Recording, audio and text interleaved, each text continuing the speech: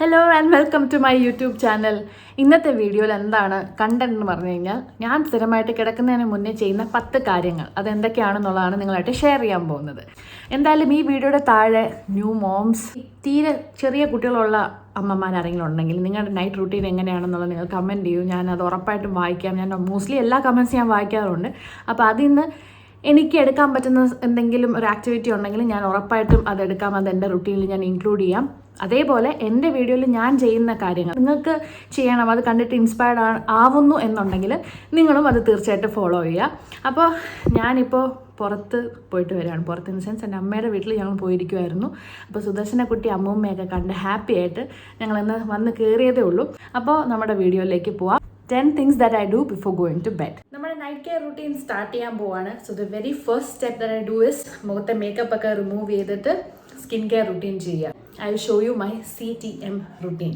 രാത്രി കിടക്കാറാകുമ്പോൾ എന്തുകൊണ്ടാണ് നമ്മൾ മേക്കപ്പ് ഒക്കെ റിമൂവ് ചെയ്യേണ്ടത്? അത് മസ്റ്റായിട്ട് ചെയ്യേണ്ട ഒരു കാര്യമാണ്. ബിക്കോസ് ഓൾറെഡി നമ്മൾ ഒരുപാട് കാര്യങ്ങളിൽ എക്സ്പോസ്ഡ് ആണ്. പൊല്യൂഷൻ ആവട്ടെ, നമ്മുടെ ചുറ്റുമുള്ള ഡസ്റ്റ് പാർട്ടിക്കിൾസ്, അങ്ങനെ ഓരോരോ കാര്യങ്ങൾ. പിന്നെ നമ്മുടെ സ്കിൻ ഓയിലി ആവുമായിരിക്കും ചില സമയത്ത്.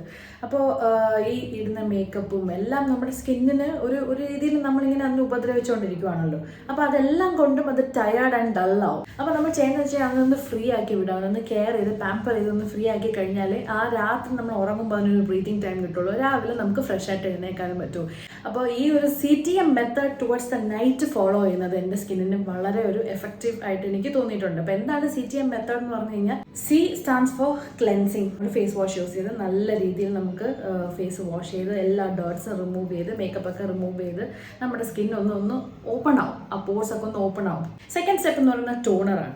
ആ ടോണർ യൂസ് ചെയ്ത് കഴിയുമ്പോഴത്തേക്കും again നമ്മുടെ പോർസ് ഒക്കെ ടൈറ്റൻ ആയി, എക്സസ് ഓയിൽ എന്തെങ്കിലും ഉണ്ടെങ്കിൽ അത്, പിന്നെ ഡേർട്സ്, അങ്ങനെയുള്ള കാര്യങ്ങളൊക്കെ റിമൂവ് ആക്കി നമ്മുടെ സ്കിന്നിനെ ഫ്രഷ് ആക്കും.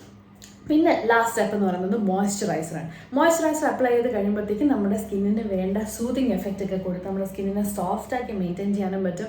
നമുക്ക് ഓട്ടോമാറ്റിക്കായിട്ട് നല്ലൊരു ഉറക്കത്തിലോട്ട് നമുക്ക് പോകാനായിട്ട് നമുക്ക് ഹെൽപ്പ് ചെയ്യും. So for the CTM method, as I said, first step cleansing ആണ്. ഞാൻ എൻ്റെ നൈറ്റ് സ്കിൻ കെയർ റുട്ടീനിൽ യൂസ് ചെയ്യുന്നത് മോംസ്കോയുടെ പ്രോഡക്ട്സ് ആണ് കേട്ടോ. ഇതാണ് ദ മോംസ്കോയുടെ natural vitamin C face wash. അപ്പോൾ ദ മോംസ്കോയുടെ ഫേസ് വാഷിൽ ഓറഞ്ച് പീലും ഉണ്ട്, അതേപോലെ പ്രോ വൈറ്റമിൻ B5 ഉണ്ട്. ഈ ഒരു ഫേസ് വാഷ് യൂസ് ചെയ്ത് നമുക്ക് first step of CTM cleansing നമുക്ക് സ്റ്റാർട്ട് ചെയ്യാം.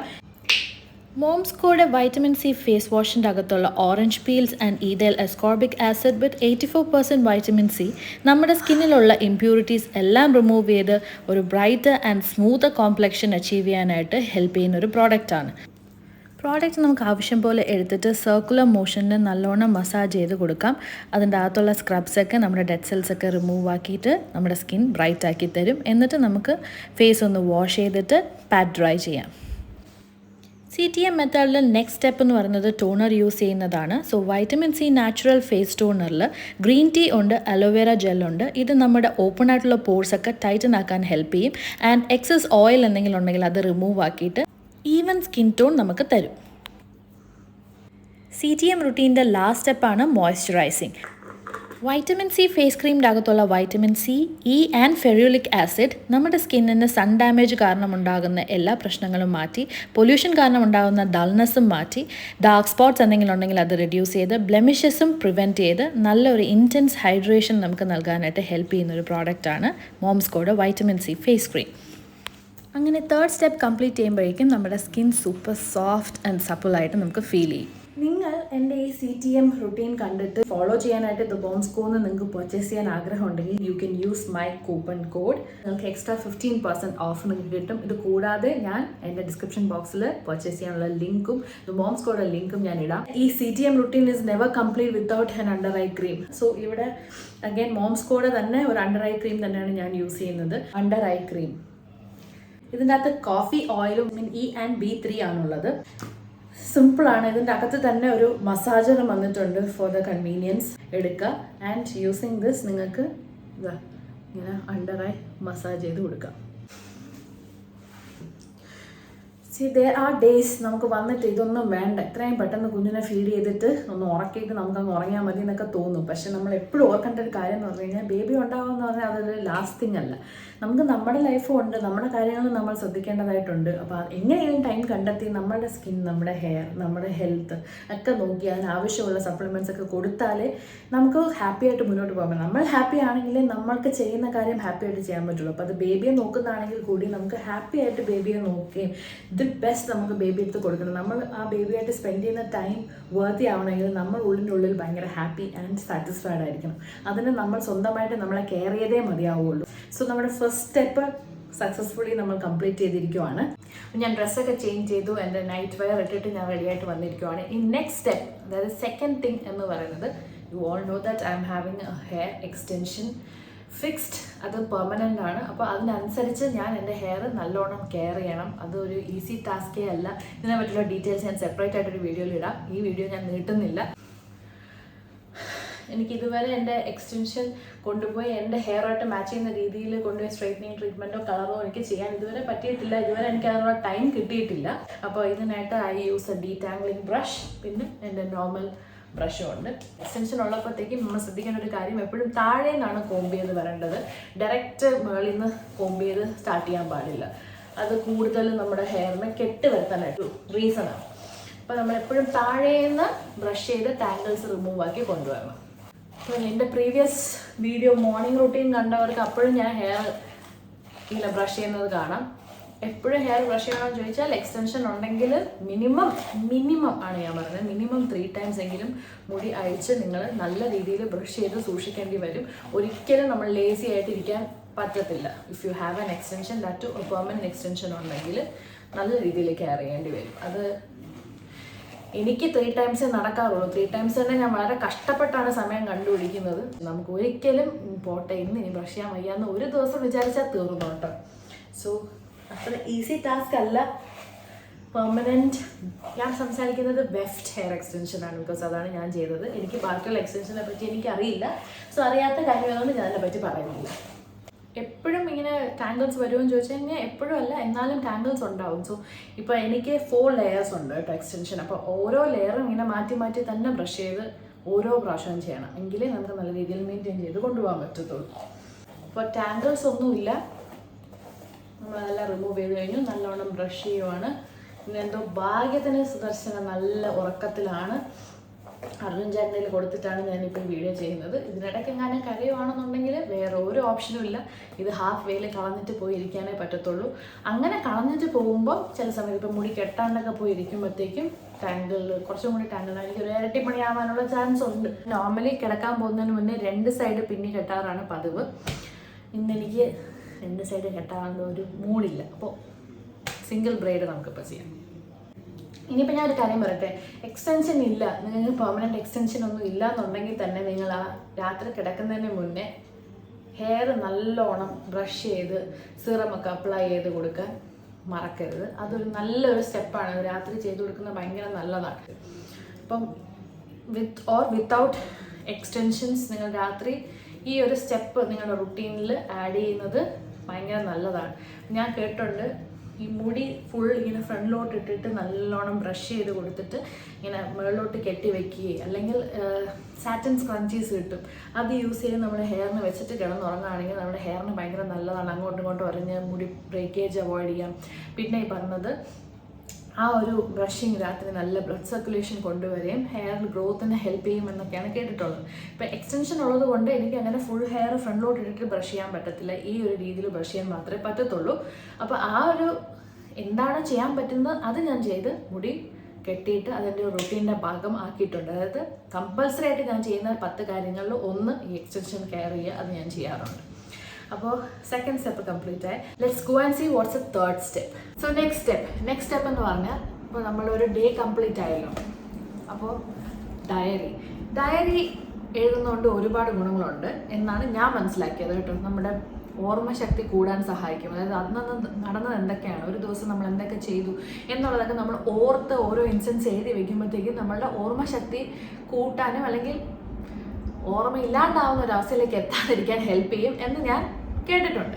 രണ്ടാമത്തെ കാര്യം, നമ്മൾ ഏത് ലാംഗ്വേജിലാണോ നമ്മൾ ഡയറി എഴുതുന്നത് ആ ലാംഗ്വേജ് കുറെ കൂടി നല്ലോണം ഹാൻഡിൽ ചെയ്യാനായിട്ട് നമ്മളെ സഹായിക്കും എന്ന് ഞാൻ കേട്ടിട്ടുണ്ട്. അപ്പോൾ ഞാൻ കഴിവതും ഇംഗ്ലീഷിലാണ് ഞാൻ എഴുതുന്നത്.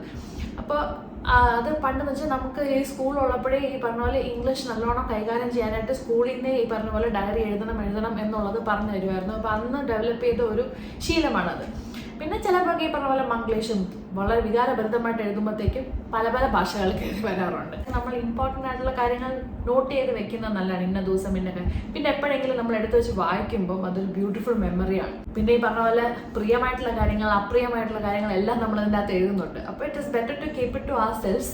പിന്നെ ഞാൻ പണ്ട് ഈ പറഞ്ഞ പോലെ വളരെ വിശാലമായിട്ട് ഡയറി എഴുതിക്കൊണ്ടിരുന്ന ആളാണ്. ആൻഡ് വേറൊരു കാര്യം വെച്ച് കഴിഞ്ഞാൽ ഞാൻ ഡയറി എന്ന് പറഞ്ഞാൽ മറ്റേ ഈ ഡേറ്റ് ഒക്കെ യൂസ് ചെയ്ത് അങ്ങനത്തെ അല്ല യൂസ് ചെയ്യുന്നത്. കാരണം എനിക്ക് കുറേ എഴുതാനുണ്ട്. അവർ തരുന്ന സ്പേസിൽ അങ്ങനെ റെസ്ട്രിക്റ്റ് ചെയ്ത് എനിക്ക് എഴുതാൻ പറ്റത്തില്ല. എനിക്കായിട്ട് കുറേ എഴുതാനുണ്ട്. എനിക്ക് എഴുതി മനസ്സ് പറഞ്ഞാൽ എനിക്ക് തൃപ്തി ആയാലും എനിക്ക് അടയ്ക്കാൻ പറ്റുള്ളൂ. അതുകൊണ്ട് ഞാൻ സാധാരണ നോട്ട്ബുക്സാണ് യൂസ് ചെയ്യുന്നത് ഡയറി ആയിട്ട്. ഞാൻ ഡേറ്റ് ഇടും. ഞാൻ വളരെ വിശാലമായിട്ട് എഴുതിക്കൊണ്ടിരുന്ന ആളാണ്. ഇപ്പോൾ ഈ പറഞ്ഞ പോലെ ഞാൻ പറഞ്ഞില്ല, എൻ്റെ ടൈം, എൻ്റെ ഓരോ കാര്യത്തിന് ഞാൻ എത്ര മിനിറ്റ് എടുക്കേണ്ട എല്ലാം തീരുമാനിക്കുന്നത് ഇപ്പോൾ സുദർശനയാണ്. ഞാൻ എത്ര ടൈം എടുത്ത് കുളിക്കണം, ഞാൻ എത്ര ടൈം പല്ല് തേക്കണം, ഞാൻ എപ്പോൾ ഫുഡ് കഴിക്കണം, എപ്പോൾ കഴിക്കണ്ട, എപ്പോൾ ഉറങ്ങണം, എപ്പോൾ എഴുന്നേക്കണം, എല്ലാം തീരുമാനിക്കുന്നത് സുദർശനയാണ്. സോ അങ്ങനെ വിശാലമായിട്ട് ഇരുന്ന് ഇങ്ങനെ എഴുതി മറക്കാനുള്ള സമയമൊന്നും കിട്ടാറില്ല. പക്ഷേ കണക്ക്, അതായത് ഒരു ദിവസം എത്ര സ്പെൻഡ് ചെയ്തു, എവിടെ പൈസ ചിലവായി, എന്തുകൊണ്ട് പൈസ ചിലവായി, എങ്ങനെ, അതുപോലെ എത്ര പൈസ വന്നു, ഇതൊക്കെ ഉള്ളത് ഞാൻ നോട്ട് ചെയ്ത് വെക്കാറുണ്ട്. വളരെ കാര്യമായിട്ട് നോട്ട് ചെയ്യാറുണ്ട്. എന്നാലേ എനിക്ക് ഒരു മന്തിൽ എത്ര, അതായത് എക്സ്പെൻസ് എത്ര, ഇൻകം എത്ര, അതൊക്കെ എനിക്ക് കാൽക്കുലേറ്റ് ചെയ്ത് വെക്കണം. എനിക്ക് ഭയങ്കര മസ്റ്റാണ്. എനിക്ക് പൈസ എന്തിന് ചിലവായി എന്ന് അറിയാതെ ചിലവാക്കുന്നത് എനിക്ക് ഒട്ടും ഇഷ്ടമില്ലാത്തൊരു കാര്യമാണ്. അപ്പം എനിക്ക് അതിൻ്റെ എല്ലാ ഡീറ്റെയിൽസും വേണം. അപ്പം ഞാൻ എന്ത് വിശാലമായിട്ട് എഴുതാൻ പറ്റിയില്ലെങ്കിലും കണക്ക് അത് ഞാൻ എഴുതി വെക്കാറുണ്ട്. പിന്നെ വളരെ ഇമ്പോർട്ടൻ്റ് ആയിട്ടുള്ള എന്തെങ്കിലും ഭയങ്കര സ്പെഷ്യൽ ആയിട്ടുള്ള ഭയങ്കര ക്യാച്ച് ആയിട്ടുള്ള എന്തെങ്കിലും ഒരു ഇൻസിഡൻറ്റ് നടന്നാൽ അതുകൊണ്ട് ഞാൻ നോട്ട് ചെയ്ത് വെക്കാറുണ്ട്. ഡയറി എഴുതുന്നത് ഈ പറഞ്ഞ പോലെ നിങ്ങൾക്ക് റുട്ടീൻ്റെ ഭാഗമാക്കാൻ പറ്റുമെങ്കിൽ, അതായത് അങ്ങനെ ശീലമില്ലാത്തൊരു റുട്ടീൻ്റെ ഭാഗമാക്കാൻ പറ്റുമെങ്കിൽ ഭയങ്കര നല്ലതാണ്. നമുക്ക് പിന്നെ ഒരു കാര്യം പറഞ്ഞാൽ, നമ്മൾ കിടന്നുറങ്ങാൻ പോവല്ലേ, ഒരു ദിവസം നമ്മൾ എന്തൊക്കെ ചെയ്തില്ല അതൊക്കെ നമുക്കൊന്ന് ഓർത്ത് എഴുതി വെക്കുന്നത് ഭയങ്കര നല്ലതാണ്. ഈ മനസ്സിന്ന്, അല്ലെങ്കിൽ നമ്മൾ കിടക്കുമ്പോൾ ഈ കാര്യങ്ങളൊക്കെ ആലോചിച്ചുകൊണ്ടിരിക്കും. നമ്മൾ എഴുതി കഴിഞ്ഞാൽ തീർന്നു, അന്നത്തെ കാര്യങ്ങളൊക്കെ തീർന്നു, ആ എനർജി അങ്ങ് തീർന്നു. ഇതങ്ങനെ ഇറക്കി വെച്ചിട്ട് നമുക്ക് പോയി പീസ്ഫുൾ ആയിട്ട് കിടന്നുറങ്ങാം. ഞാൻ എക്സ്പീരിയൻസ് ചെയ്യുന്ന കാര്യമാണ്. നിങ്ങൾക്ക് ഇഷ്ടപ്പെട്ടെങ്കിൽ നിങ്ങൾ ഈ റൂട്ടീനിന് ഫോളോ ചെയ്ത് നോക്കുക. എങ്ങനെ ഇഷ്ടപ്പെടാം, ഞാൻ പറഞ്ഞായിട്ട് ഇഷ്ടപ്പെടത്തില്ല. ഒരു ദിവസം ചെയ്ത് നോക്കൂ, ഒരു ദിവസമല്ല, ഒരാഴ്ച ട്രൈ ചെയ്ത് നോക്കൂ. ഇഷ്ടപ്പെട്ടെങ്കിൽ നിങ്ങൾ റൂട്ടീൻ്റെ ഭാഗമാക്കും. അപ്പോൾ അടുത്ത സ്റ്റെപ്പ് അതാണ്. ഡയറി എഴുതുന്നത് ഞാൻ കാണിച്ചു തരുന്നില്ല, കാരണം ഡയറി സീക്രട്ട് അല്ലേ. ഞാൻ ഡയറി എഴുതുന്നു എന്ന് ഞാൻ പറഞ്ഞോളൂ. ഞാൻ എഴുതിക്കോളാം, വീഡിയോയിൽ കാണിക്കുന്നില്ല. എന്താ ഇത് താഴെ ഇരിക്കുന്നതെന്ന് ആലോചിക്കുന്നുണ്ടാവും അല്ലേ. അടുത്ത സ്റ്റെപ്പ് എന്ന് പറയുന്നത് ഒരു ചെറിയ പ്രെയർ കേട്ടോ. പ്രെയർ സെഷൻ, അതായത് ഭയങ്കര നാമമൊക്കെ പറഞ്ഞുള്ള പ്രെയർ ഒന്നുമല്ല. ജസ്റ്റ് കണ്ണടയ്ക്കുന്നു, കുറച്ച് നേരം സൈലൻ്റ് ആയിട്ടിരിക്കുന്നു, സ്ട്രെയിറ്റ് ആയിട്ടിരിക്കുന്നു. അത് ബാക്ക് പെയിൻ ഒന്നും വരാതിരിക്കാൻ ഭയങ്കരമായിട്ട് ഹെൽപ്പ് ചെയ്യുമെന്നാണ് പറയുന്നത്. അപ്പോൾ ഈ തറയിലിരിക്കുന്ന എന്താണെന്ന് പറഞ്ഞു കഴിഞ്ഞാൽ ഒരു മാഗ്നറ്റിക് ഫീൽഡ് ഉണ്ടെന്ന് പറയില്ലേ, ആ ഫ്ലോ, എനർജി ഫ്ലോ നമ്മുടെ ബോഡിക്ക് ഭയങ്കര നല്ലതാണെന്ന് പറയും. അപ്പോൾ അതെന്തുകൊണ്ട് നൈറ്റ് റുട്ടീൻ്റെ ഒരു ഭാഗമാക്കണം, അല്ലെങ്കിൽ പ്രെയർ ആൻഡ് മെഡിറ്റേഷൻ എന്തുകൊണ്ട് നൈറ്റ് റുട്ടീൻ്റെ ഭാഗമാക്കണം എന്ന് പറഞ്ഞു കഴിഞ്ഞാൽ, ഈ പറയുന്നത് നമ്മൾ ഡയറി എഴുതി കഴിയുമ്പോഴത്തേക്ക് എന്താണെന്ന് പറഞ്ഞാൽ നമ്മളുടെ ഒരു ഫുൾ ഡേ നമ്മൾ ആലോചിച്ച് കഴിഞ്ഞു. അപ്പോൾ അതിനകത്ത് ചിലപ്പോൾ എന്താ പറയുക, നമുക്ക് ഇഷ്ടപ്പെടാത്ത കാര്യങ്ങളുണ്ടാവും, നമ്മൾ ഇഷ്ടപ്പെടാത്ത രീതിയിൽ ചിലപ്പോൾ സംസാരിച്ചിട്ടുണ്ടാവും, അല്ലെങ്കിൽ നമ്മളോട് ആരെങ്കിലും ഇഷ്ടപ്പെടാത്ത രീതിയിൽ സംസാരിച്ചിട്ടുണ്ടാവും. ചിലപ്പോൾ നമ്മളുടെ ചില കാര്യങ്ങൾ ഇങ്ങനെ ചെയ്യേണ്ടായിരുന്നു, ഇന്ന രീതിയിൽ ചെയ്യാമായിരുന്നു എന്ന് തോന്നാം. ചിലപ്പോൾ ചില റിഗ്രറ്റ്സ് ഉണ്ടാവും, ഇന്നത്തെ ദിവസം നമ്മൾ അത് ചെയ്തില്ല ഇങ്ങനെയുള്ള വറീസ് ഉണ്ടാവും. ചിലപ്പോൾ നമ്മൾ ഫിനാൻഷ്യലി നമ്മൾ കുറച്ച് സ്ട്രെസ്ഡ് ആയിരിക്കും. അങ്ങനെ ഒരുപാട് കാര്യങ്ങളുണ്ടാവും. അപ്പോൾ ഈ കാര്യങ്ങളെല്ലാം നമ്മൾ എഴുതി കഴിയുമ്പോഴത്തേക്കും ഒരല്പം ഡിസ്റ്റർബ്ഡ് ആവാനുള്ള ചാൻസ് ഉണ്ട്. ജസ്റ്റ് എഴുതി കഴിഞ്ഞാൽ നമ്മൾ അത്ര ഓർത്തത് കൊണ്ട്. അല്ലെങ്കിൽ നമ്മൾ വളരെ സന്തോഷമായിട്ടിരിക്കാനും ചാൻസ് ഉണ്ട്. നമ്മൾ ചിലപ്പോൾ ഇന്നത്തെ ദിവസം ഭയങ്കര പെർഫെക്റ്റ് ആയിരുന്നിരിക്കും, ഭയങ്കര ഹാപ്പി ആയിട്ട് ഇരിക്കാൻ ചാൻസ് ഉണ്ട്. അപ്പോൾ ഇതൊന്ന് ന്യൂട്രലൈസ് ചെയ്യാൻ ഭയങ്കരമായിട്ട് ഹെൽപ്പ് ചെയ്യും. നമ്മളുടെ പ്രെയർ ആൻഡ് മെഡിറ്റേഷൻ ഉണ്ടെങ്കിൽ നമുക്ക് ഒരു ദിവസം മോശമാണെങ്കിൽ നാളത്തെ ദിവസം അതിന് രാവിലെ നമുക്ക് വേണമെങ്കിൽ പ്രാർത്ഥിക്കാം. ഇനി ഈശ്വര വിശ്വാസം ഇല്ലാത്തവർക്ക് എനിക്കൊന്നും പറയാനില്ല, കാരണം ഞാൻ ഈശ്വര വിശ്വാസിയാണ്. അല്ലാത്തവർക്ക് എനിക്ക് എന്താണ് പറയുന്നതെന്ന് അറിയില്ല. എന്നെ സംബന്ധിച്ച് ഒരു ദൈവത്തിനടുത്തുള്ള വിശ്വാസം എന്ന് പറഞ്ഞാൽ എനിക്കൊരു ഹോപ്പാണ്. ആ വിശ്വാസമാണ് എന്നെ ഓരോ ദിവസവും മുന്നോട്ട് കൊണ്ടുപോകുന്നത്. അപ്പോൾ ഇതാണ് അടുത്ത സ്റ്റെപ്പ്, പ്രെയർ ആൻഡ് മെഡിറ്റേഷൻ. എനിക്ക് വളരെ സമാധാനം തരുന്നൊരു സ്റ്റെപ്പാണ്. നിങ്ങൾക്ക് ഒരുപാട് പേര് ഇത് ഫോളോ ചെയ്യുന്ന ഒരു കാര്യമാണ്. രാത്രി എല്ലാവരും കിടക്കുമ്പോഴാണ് പ്രാർത്ഥിക്കുന്നത്. പണ്ട് ഞാനും അങ്ങനെയായിരുന്നു, ബെഡിൽ കിടന്നിട്ടാണ് പ്രാർത്ഥിക്കുന്നത്. അതിനെക്കാട്ടിലും ഒത്തിരി എഫക്റ്റീവാണ് നിങ്ങളൊരു സ്പോട്ട് കണ്ടുപിടിക്കുക, നിങ്ങൾക്ക് ഇഷ്ടമുള്ള ഒരു സ്പോട്ട്. അപ്പോൾ നമുക്ക് എല്ലാവർക്കും വീട്ടിലൊരു ഫേവറേറ്റ് സ്പോട്ട്, ഭയങ്കര പീസ്ഫുൾ ആയിട്ടൊരു സ്പോട്ട് കാണുമല്ലോ. ആ സ്പോട്ട് കണ്ടുപിടിച്ച് അവിടെ പോയിട്ട് നിങ്ങൾ ഇരുന്നൊന്ന് ജസ്റ്റ് ഒരു പ്രെയർ അല്ലെങ്കിൽ മെഡിറ്റേഷൻ അല്ലെങ്കിൽ കുറച്ച് നിങ്ങൾ സൈലൻ്റ് ആയിട്ട് വെറുതെ ഇരുന്നാലും മതി.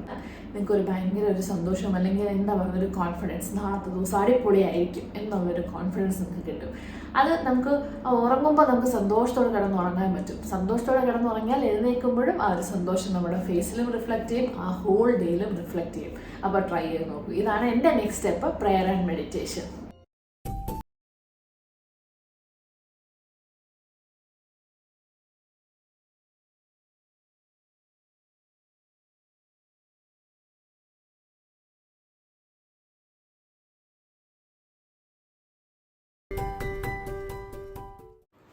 അപ്പോൾ വീഡിയോ കോൾ കഴിഞ്ഞു. ഇന്നെന്തായാലും ഞാൻ അമ്മയെ കാണാനാണ് പോയതെങ്കിലും വീഡിയോ കോൾ സെഷൻ മിസ് ചെയ്തില്ല. ഒരു കുഞ്ഞ് സെഷനായിരുന്നു. പിന്നെ പലപ്പോഴും വിചാരിക്കും ആ ഒരു കാര്യം കഴിഞ്ഞോടെ ഫോണിൻ്റെ യൂസ് കുറയ്ക്കണം എന്ന് വിചാരിക്കും, പക്ഷെ പറ്റാറില്ല. ഈ രാത്രിയൊക്കെ എഴുന്നേറ്റ് ഫീഡ് ചെയ്യുമ്പോഴത്തേക്ക് ഞാൻ ഉറങ്ങി പോകാണ്ടിരിക്കാനായിട്ട് എനിക്ക് ഫോൺ നോക്കിയേ പറ്റത്തുള്ളൂ. അപ്പം ഈ മൊബൈൽ ഫോൺ യൂസ് ചെയ്യരുത് രാത്രി കിടക്കുമ്പോൾ എന്നൊക്കെ ഉള്ളത് ഒരു ശരിയാണ്, ഫാക്റ്റാണ്. കുട്ടികളില്ല എന്നുണ്ടെങ്കിൽ നിങ്ങൾക്കത് പരീക്ഷിക്കാം. പക്ഷേ ഈ പറഞ്ഞ പോലെ രാത്രി ഫീഡൊക്കെ ചെയ്യണം, നമ്മൾ എഴുന്നേറ്റിരിക്കണം എന്നൊക്കെ ഉണ്ടെങ്കിൽ ചിലപ്പോൾ നമുക്ക് ഈ പറഞ്ഞ പോലെ ഫോൺ ഒന്നെങ്കിൽ ഇൻട്രസ്റ്റിംഗ് ആയിട്ട് കണ്ടുകൊണ്ടിരുന്നാൽ എഴുന്നേറ്റിരിക്കാൻ പറ്റത്തുള്ളൂ. അതുകൊണ്ട് ഞാൻ യൂസ് ചെയ്യും ഫോൺ. ഇതോടുകൂടി ഫോൺ യൂസ് ഒന്നും കഴിഞ്ഞില്ല. അപ്പോൾ ഇനി നെക്സ്റ്റ് ചെയ്യാനുള്ളത് സുദർശനൊക്കെ ചെയ്ത് ഡയപ്പറൊക്കെ ചേഞ്ച് ചെയ്ത് ഒരു കുഞ്ഞ് ബേബി മസാജൊക്കെ കൊടുക്കണം. ഈ 2 സ്റ്റെപ്പാണ് ഇനി അടുത്ത ചെയ്യാനുള്ളത്. ബേബി മസാജ് എന്തിനാണ് കൊടുക്കണമെന്ന് പറഞ്ഞു കഴിഞ്ഞാൽ നല്ലോണം രാത്രി കിടന്നുറങ്ങാൻ അല്ലെങ്കിൽ ഉറങ്ങും എന്നുള്ളൊരു പ്രതീക്ഷയ്ക്ക് വേണ്ടിയിട്ടാണ് അങ്ങനെ ചെയ്യുന്നത്. അങ്ങനെ ചെയ്താൽ ഉറങ്ങുമെന്ന് പറയും. ഉറങ്ങാനില്ലെങ്കിൽ ഞാൻ ഡെയിലി രാത്രി പരീക്ഷിച്ച് നോക്കാറുണ്ട്, ഇന്നൊരു ദിവസം നല്ലോണം ഉറങ്ങുമെന്ന് വിചാരിച്ചു. പക്ഷേ ഏറ്റവും ലോങ്ങസ്റ്റ് സ്ലീപ്പ് എന്ന് പറയുന്നത് 4 hours ആണ് കേട്ടോ. അത് ഏതെങ്കിലും ഒരു ഷെഡ്യൂൾ ഒന്നെങ്കിൽ രാത്രി കിടക്കുമ്പോൾ തന്നെ ഒരു 4 hours കിട്ടും, അല്ലെങ്കിൽ പറഞ്ഞ പോലെ കുറച്ച് രാവിലെ ആകുമ്പോഴത്തേക്കും ഒരു 4 hours ഉറങ്ങുമായിരിക്കും. അപ്പോൾ ഇപ്പോൾ ഡയപ്പർ മാറ്റി കൊടുക്കാം. ഈ പറഞ്ഞ പോലെ രാത്രി എന്തുകൊണ്ടാണ് ഡയപ്പർ ഞാൻ യൂസ് ചെയ്യുന്നതെന്ന് പറഞ്ഞു കഴിഞ്ഞാൽ ഈ വെറ്റ്നസ് ഒന്നും ഫീൽ ചെയ്യാണ്ടിരുന്നാൽ അത്രയും ബേബി നല്ലോണം ഉറങ്ങും. അല്ലെങ്കിൽ കുഞ്ഞ് വെറ്റ്നസ് വന്നാൽ മതി, പെട്ടെന്ന് ഉറക്കം ഡിസ്റ്റർബായി പോകും. ഒരുപാട് പേര് പറയും ഡയപ്പർ യൂസ് ചെയ്യരുതെന്നൊക്കെ പറയും. പക്ഷേ എൻ്റെ കേസിൽ എനിക്കത് വർക്കൗട്ട് ആവുന്നുണ്ട്. ഡയപ്പർ യൂസ് ചെയ്യുമ്പോഴത്തേക്കും വെറ്റ്നസ് വരാത്തതുകൊണ്ട് കുഞ്ഞ് ബേബി നല്ലോണം കിടന്നുറങ്ങും. ഇപ്പം തന്നെ ഉറക്കം വരുന്നുണ്ട്. നിങ്ങൾ കണ്ടു കഴിഞ്ഞാൽ കണ്ണൊക്കെ നല്ല ഡ്രൗസി ആയിട്ടുണ്ട്. നോർമലി ഞാൻ ഇത്രയും കോളേജ് സംസാരിക്കില്ല ഡ്രൗസി ആയി തുടങ്ങുമ്പോഴത്തേക്കും. ഈ ഒരു മയങ്ങി വരുമ്പോഴത്തേക്കും തന്നെ ലൈറ്റ്സ് ഒക്കെ ഡിമ്മാക്കി ഡയപ്പർ ചേഞ്ച് ചെയ്ത് മസാജ് ചെയ്ത് ഒരു ചെറിയ പാട്ടോ അല്ലെങ്കിൽ എന്തെങ്കിലും ചെറിയ സ്റ്റോറിയോ അങ്ങനെ എന്തെങ്കിലും പറഞ്ഞ് ഒന്ന് ഉറക്കി അതൊക്കെ കൊണ്ടുപോയി കിടത്തും. അല്ല നല്ല വിശന്നിരിക്കുവാണെങ്കിൽ ഫീഡ് ചെയ്തിട്ട് കൊണ്ടുപോയി കിടത്തും. അപ്പോൾ നമുക്ക് ഡയപ്പർ ചേഞ്ച് ചെയ്യാം.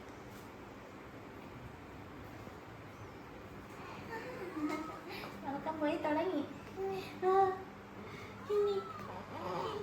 ഡയപ്പർ മാറ്റുന്നതിന് സന്തോഷമാണോ അത്? ആണോ?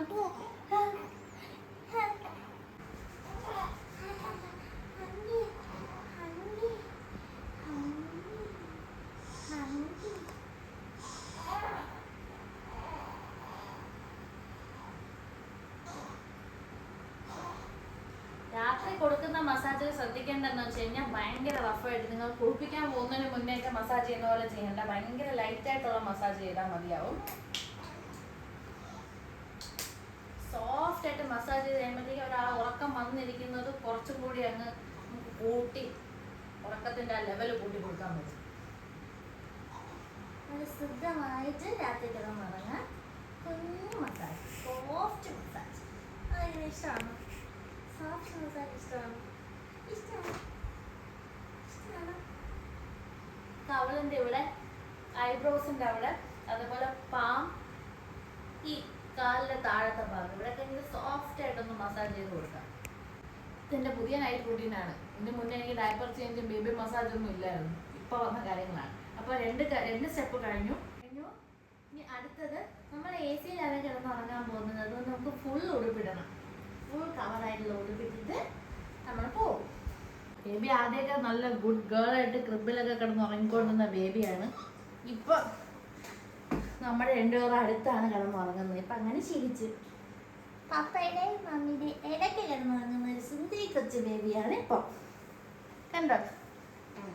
കണ്ടു. അപ്പം നമുക്ക് വിശക്കുന്നുണ്ട്. നമുക്കിനി അടുത്തത്